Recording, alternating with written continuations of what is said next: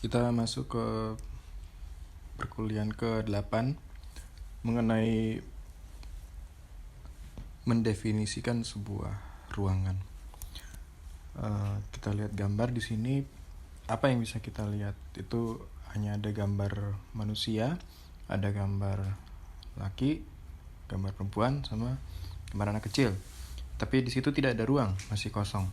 Ya. Untuk membuat sebuah ruang, itu yang pertama harus kita definisikan adalah harus ada bidang di situ. Seperti apa? Ini contohnya bidang dasar. Bidang dasar mungkin bisa berbentuk paving atau bisa berbentuk jalan. Apa saja kita taruh di bawah. Setelah itu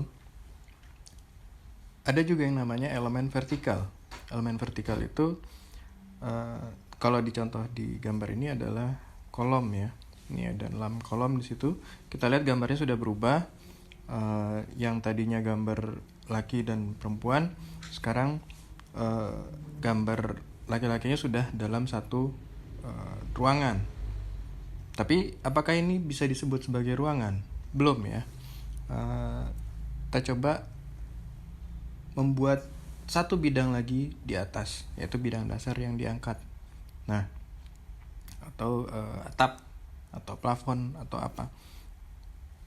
Ini sudah dapat disebut sebagai sebuah ruang atau belum? Sudah ya, karena di sini juga kita lihat misalnya penerapan bentuk-bentuk seperti ini ada di teras, lalu ada di mungkin di carport ya. Itu sudah menjadi sebuah ruang tersendiri. Kemudian kita lanjut, kita tambahkan lagi bidang vertikal yang di samping. Itu dinding contohnya ya. Nah, kita lihat dari proses yang tadi, dari proses pertama sampai dengan proses terakhir, itu adalah sebuah proses untuk mendefinisikan sebuah ruang. Ya, ada 4 di sini: bidang dasar, bidang elemen vertikal, bidang dasar yang diangkat, bidang vertikal. Keempatnya itu membentuk sebuah keterlingkupan, sebuah closure yang membedakan antara posisi di dalam ruang. Kalau kita lihat gambar laki-laki dan anak, dan posisi di luar ruangan, itu kita lihat pada gambar perempuan. Sama dengan gambar ini ya, itu ada bidang tegak sama bidang horizontal di bawah. Ini seolah-olah orangnya lagi duduk bersila, yang atas lagi memegang sebuah mungkin tiang restok ya.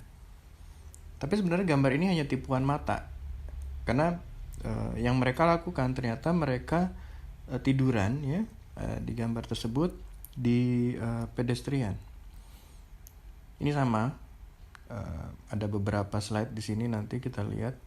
Jadi ini adalah beberapa tipuan yang bisa kita.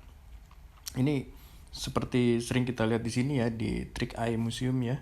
Itu juga ada seolah-olah orang duduk kemudian difoto, kemudian hasilnya akan berbeda dari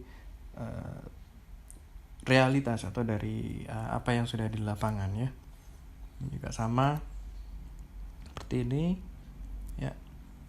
Nah, coba kemudian ini kita kaitkan dengan kondisi kita sekarang. Kita terpaksa melakukan kegiatan kuliah online karena ada virus ya, ada wabah. Kemudian kita perlu pikir, wah ini virus ini nih bisa mempengaruhi semua ya, aktivitas orang. Kemudian juga, nah ini kita coba melihat bagaimana pengaruh sebuah virus itu terhadap desain dan penggunaannya. Ini kita lihat ada gambar di situ. Ada gambar orang, kerumunan orang di taman ya. Kalau sekarang ini pasti udah ditangkapin Satpol PP karena di situ akan terjadi penyebaran virus. Oke. Sama dengan gambar ini, orang duduk di halte, berkerumun di halte. Sekarang harus diatur.